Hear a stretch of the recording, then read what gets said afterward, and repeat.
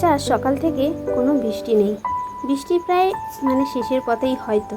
জানি না আদৌ পরে বৃষ্টি হবে কি না হবে, তবে সকাল থেকে ঝলমলে আকাশ দেখে বেশ মনটা ভালো লাগলো। তাও সকালবেলাতে অনেক সকালেই উঠেছি। তারপর কিছুটা কাজ করে নেওয়ার পর মনে হলো একটু ভিডিওটাই করি তোমাদের কাছে শেয়ার করার জন্য। তার কারণ বেশ কিছুদিন ধরে তো কোনো ভিডিও শ্যুট পারছি না আর কি, তো করছি না। তো দেখো, 2 দিন আগেই বৃষ্টি হয়েছে, রাস্তাটা ঠিক করছে আর ওখানে জল জমেছে। তো চলো, আজকে বৃষ্টি হচ্ছে না বলে বেশ ভালো লাগছে। তো ঘরের সমস্ত কাজ বাজ তো সারতেই হবে। সকাল থেকে তো মহিলাদের এটাই কাজ থাকে যে ঘুম থেকে উঠেই সমস্ত কাজ বাজ সেরে নিয়ে তারপর রান্না বান্না, তারপর হচ্ছে বরমশাইরা যদি কাজে যায় তো তার টিফিন গোছানো থাকে, আর তারপর ছেলেমেয়েরা স্কুলে গেলে তাকে গুছিয়ে দেওয়া আর আবার স্কুল থেকে আনা। তো সারাদিন তো বাড়ির মহিলারা এই সমস্ত কাজ করতে করতেই তাদের দিনটা চলে যায়। তো আমি সকাল থেকে যে ব্লগটা শুরু করেছি সেটাই তোমাদের কাছে দেখাবো, যতটা পারি ততটাই তোমাদের কাছে শেয়ার করেছি। তো সবাই ব্লগটা দেখো, আশা করি তোমাদের ভালো লাগবে। আর আমার চ্যানেলে কেউ যদি নতুন বন্ধু হয়ে থাকো তাহলে অবশ্যই আমার চ্যানেলটাকে সাবস্ক্রাইব করবে, পাশে থাকা বেল বাটনটা প্রেস করে রাখবে যাতে ভিডিও ছাড়ার সাথে সাথে নোটিফিকেশানটা তোমাদের কাছে পৌঁছে যায় আর তোমরা আমার ভিডিওটা খুব তাড়াতাড়ি দেখে নিতে পারো। তো চলো বন্ধুরা, সমস্ত কাজ সেরে নিয়ে আবার আসছি।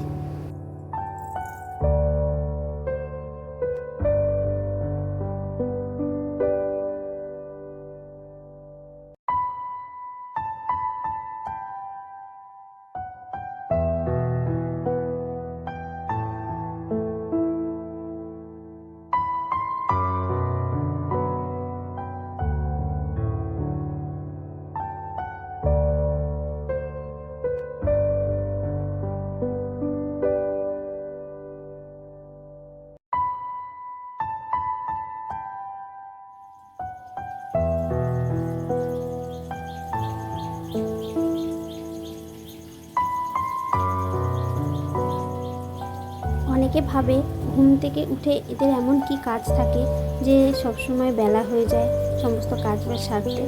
হ্যাঁ, এটা কথাটা ঠিকই যে আমার সমস্ত কাজবাজ সেরে উঠতে, স্নান করে পুজো দিতে অনেকটাই বেলা হয়ে যায়। তার কারণ কী বলো তো, এই যে দেখতে পাচ্ছ, ঘরটা আমার ঠিক হয়েছে ঠিকই, রান্নাঘরটা আমার ঠিক হয়েছে ঠিকই, কিন্তু সমস্ত কিছু এখনও সেই আগের মতনই সব কিছু টেনে টেনে বাইরে আনতে হয়। তার কারণ হচ্ছে দরজা জানলাটা তো এখনও বসানো হয়নি, তো তাই জন্য। তবে চিন্তা নেই, খুব শিগগিরই দরজা জানলা সবই বসানো হয়ে যাবে, আর তখন হয়তো এই টানা হিচড়াটা আমার করতে হবে না। এতদিন ধরে ধৈর্য ধরে তো এই জিনিসটা তো আমি আমার হয়েছে, তো আরও কিছুদিন নয় ধৈর্য ধরাই যেতে পারে, তাই না বলো? সবাই যদি সব কিছু একবারে পেয়ে যেত তাহলে তো হয়েই যেত। তবে একটা কথা কি জানো তো বন্ধুরা, প্রত্যেকটা কাজই না অনেক কষ্টের, আর কষ্ট করে কোনো কিছু অর্জন করাটা না খুব আনন্দ। আর যে এই জিনিসটা যারা এই কষ্ট করে কিছু উপার্জন করে, তো তারাই বোঝে যে এই কষ্ট করে কিছু পেলে তার আনন্দটা কতটা হয়। আর আমি এই রান্নাঘরের জন্য বা আমি যে এইভাবে যে কাজকর্ম যে করি, সব কিছু টেনে টেনে নিয়ে আসি আবার নিয়ে যাই, এটা আমি বিগত 3-4 বছর ধরেই করে যাচ্ছি। 4 বছর না 5 বছর ধরেই করে যাচ্ছি, আর এটা আমার একটা অভ্যাস হয়ে গেছে। তো যাই হোক, অন্য কেউ হলে হয়তো খুবই কষ্টের মধ্যে থেকে বলতো আমি এই সমস্ত করতেই পারবো না। তবে যাই হোক, আমার কিন্তু এটা অভ্যাস হয়ে গেছে, আমার কোনো অসুবিধাই হয় না, বরঞ্চ ভালো লাগে। নিজের কাজ নিজের মতন করে গুছিয়ে নিতে বেশ ভালো লাগে। আসলে কি বলো তো, স্বাধীনভাবে কাজ করতে কার না পছন্দ হয়। আমি একটু স্বাধীনচেতা মানুষ, নিজের যেটা ভালো লাগে সেটা করতেই আমি পছন্দ করি। তো যাই হোক, এতদিন বাদে হয়তো নিজেকে একটু স্বাধীন বলে মনে হচ্ছে। নিজের ঘরের কাজ নিজের মতন করে করতে পারছি, নিজের মতন করে গোছাতে পারছি। তো চলো, কথা বলতে বলতে ঘরটাও ঝাড় দিয়ে নিচ্ছি।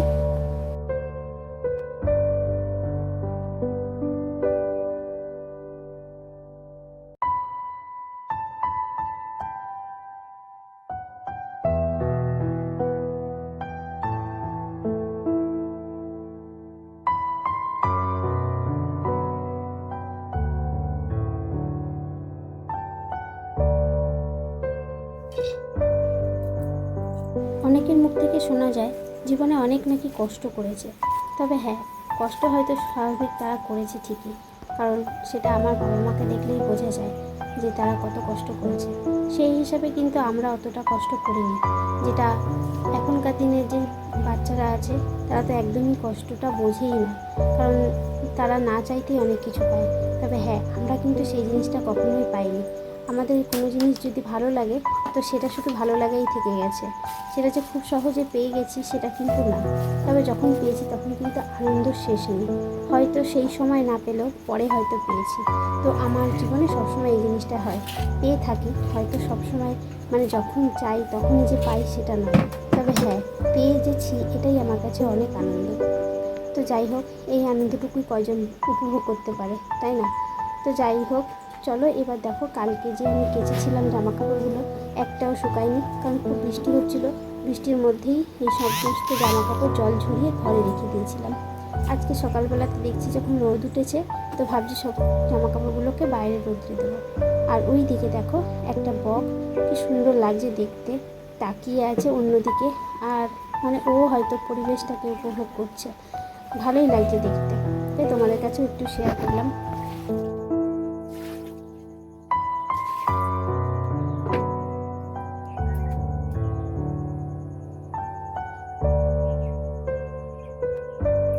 এখন যেহেতু অনবরত বৃষ্টি লেগেই থাকে, তো এখন যদি কোনো জামা কাপড় কাচা হয়, সেটা যদি রোদ্রে না শুকানো হয় কেমন একটা গন্ধ হয়ে যায়।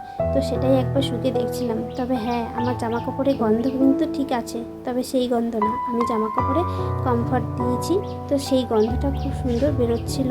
তাই একটু শুকে দেখলাম যে গন্ধটা আছে কি না আছে। তো চলো এবার জামা কাপড়গুলোকে এক এক করে সবকটাই তুলে নিয়ে গিয়ে বাইরে রোদে দিয়ে আসবো।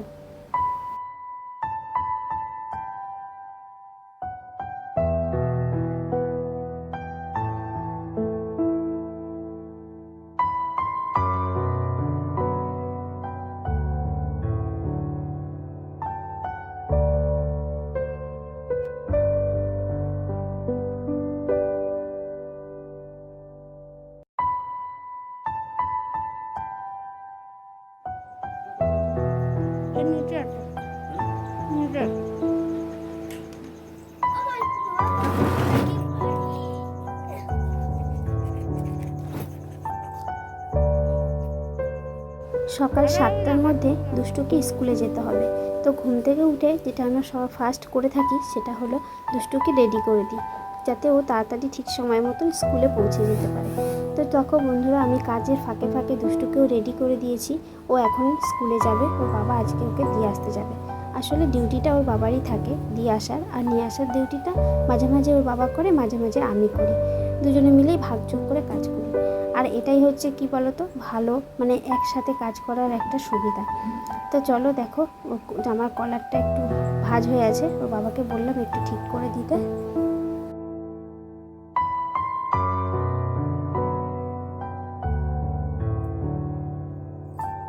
তো বন্ধুরা, কথা বলতে বলতে সমস্ত কাজ বাজ আমার কমপ্লিট হয়ে গেছে।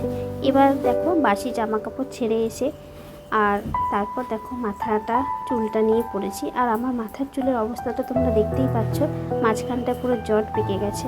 মাথায় না বেশি করে তেলও দিয়ে দিয়েছি। কদিন ধরে মাথাটা খুব যন্ত্রণা করছে, জানি না কেন, কিসের জন্য। হয়তো মাথায় খুব প্রেশার পড়ে গেছে, হয়তো চাপ পড়ে গেছে, চিন্তা ভাবনা মানুষের তো অনেক রকমই থাকে।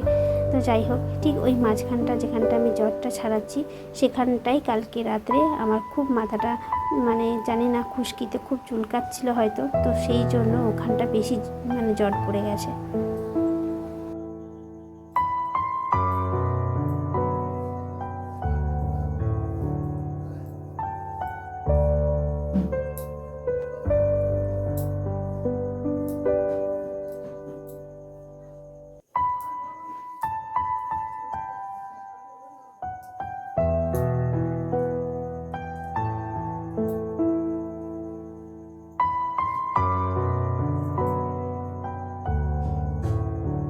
শর্টকাট বা তাড়াহুড়োর কাজ হয়তো এরকমই হয়, যেটা আমি করে থাকি।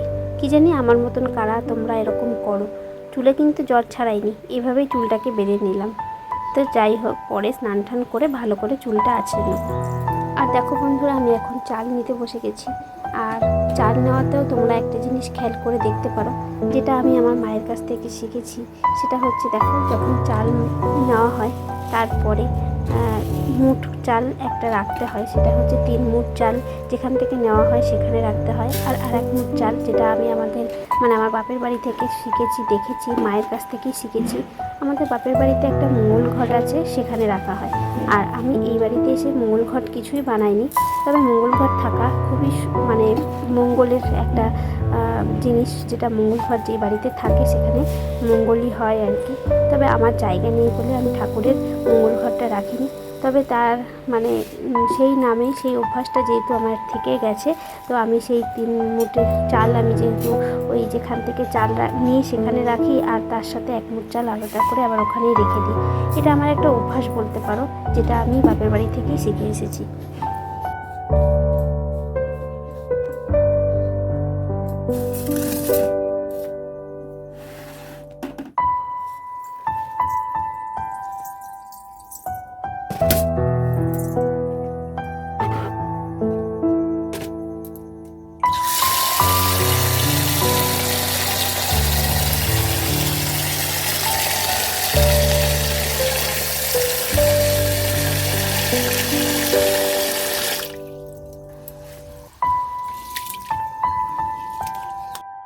তোমরা ভাবছো চালে এত নোংরা কেন?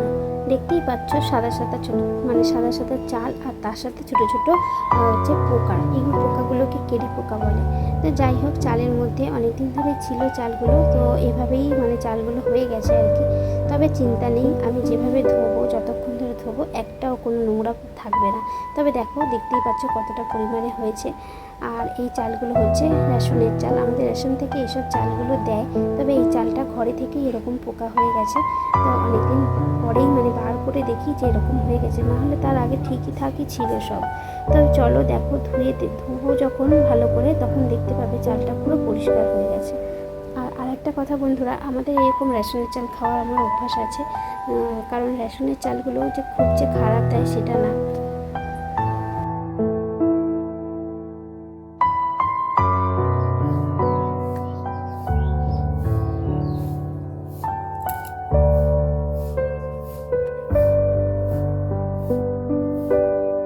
এই মাত্র বাড়ি এলাম স্কুল থেকে, দুষ্টুকে নিয়ে আসলাম। আর দেখো আজকে যেহেতু রোদ আছে বাইরে, তাই প্রচুর গরম পড়েছে, আর গরমে পুরো ঘেমে গেছে। আর দুষ্টু এসে দেখো শুয়ে পড়েছে, জামা কাপড় খুলেই শুয়ে পড়েছে। তো চলো, কিছু জামা কাপড় বার করেছি কাচবো বলে। বললাম না বৃষ্টি হচ্ছে না, তাই আর সামলাতে পারলাম না নিজেকে, জামা কাপড় বার করেই নিলাম কাচার জন্য। আর এদিকে দুষ্টুর বাবা দেখো ওর কাজের গেঞ্জিটা ভিজিয়ে রেখে গেছে। তো বালতিতে যেহেতু দেখেছি ভেজা আছে, তাই ভাবলাম তার সাথে একটা দুটো করে বেশ কিছু জিনিস হয়ে গেছে কাচার জন্য। আর চলো ওটাকে ভিজিয়ে রেখে চলে আসবো। এই দেখো বন্ধুরা, আমি বিছানা ঠিক করতে বসেছি, আর এই একজন এসে আমার কাছে দুষ্টুমি শুরু করে দিয়েছে। দেখতে পাচ্ছ, বিছানা তুলতেই দিচ্ছে না।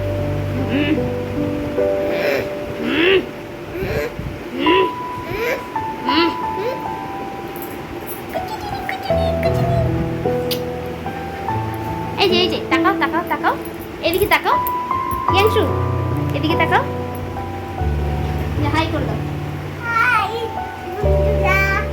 বন্ধুরা বলো, কেমন আছো সবাই? এদিকে তাকিয়ে বলতে হয়, কেমন আছো সবাই? সবাই ভালো আছে তো? আমিও ভালো আছি, একটু দুষ্টুমি করছি। ছোট মার কথা শুনছি না,